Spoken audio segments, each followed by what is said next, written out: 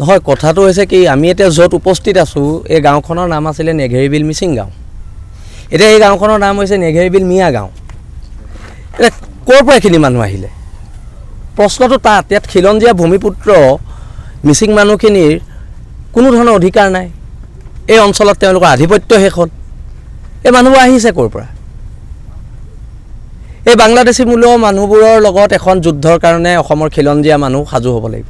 আজি যে আমি নিজৰ খিলঞ্জীয়া মানুহখিনিৰ মাজত ৰাজনীতি কৰি আছোঁ আৰু এওঁলোকে আমাৰ মাটি লৈ আছে, আমি সেইকাৰণে কৈছোঁ ৰাজনীতি ক্ষেত্ৰখনৰ পৰা আঁতৰি কথা বতৰাবোৰ চবেই চিন্তা কৰিবলৈ হ'ল। কোনোবাই বিজেপি কৰিছে, কোনোবাই কংগ্ৰেছ কৰিছে, এইটো বেলেগ কথা। কিন্তু জাতি খিলঞ্জীয়া মানুহখিনিৰ কথা কোনে কৈছে? কোনো নাই কোৱা। আৰু সেইকাৰণে আজি আমাৰ মাটি বাৰী সকলো সন্দেহযুক্ত মানুহে দখল কৰিছে। আজি অসমত গৰীয়া মৰীয়া মানুহখিনিৰ অস্তিত্ব নাই বাংলাদেশী আগ্ৰাসনত। আজি আমাৰ খিলঞ্জীয়া মিচিং মানুহৰ বাংলাদেশী আগ্ৰাসনত ইয়াত অস্তিত্ব নোহোৱা হৈছে আৰু এইবোৰৰ বিৰুদ্ধে প্ৰতিবাদ হ'ব। নহয় কথাটো হৈছে কি আমি এতিয়া য'ত উপস্থিত আছোঁ এই গাঁওখনৰ নাম আছিলে নেঘেৰিবিল মিচিং গাঁও। এতিয়া এই গাঁওখনৰ নাম হৈছে নেঘেৰিবিল মিয়া গাঁও।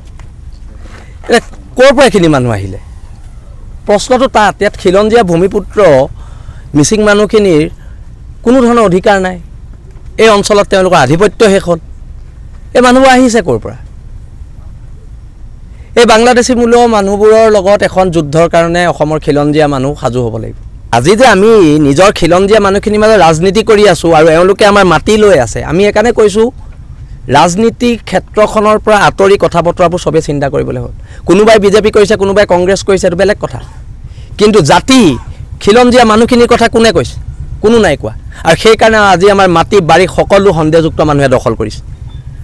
আজি অসমত গৰীয়া মৰীয়া মানুহখিনিৰ অস্তিত্ব নাই বাংলাদেশী আগ্ৰাসনত। আজি আমাৰ খিলঞ্জীয়া মিচিং মানুহৰ বাংলাদেশী আগ্ৰাসনত ইয়াত অস্তিত্ব নোহোৱা হৈছে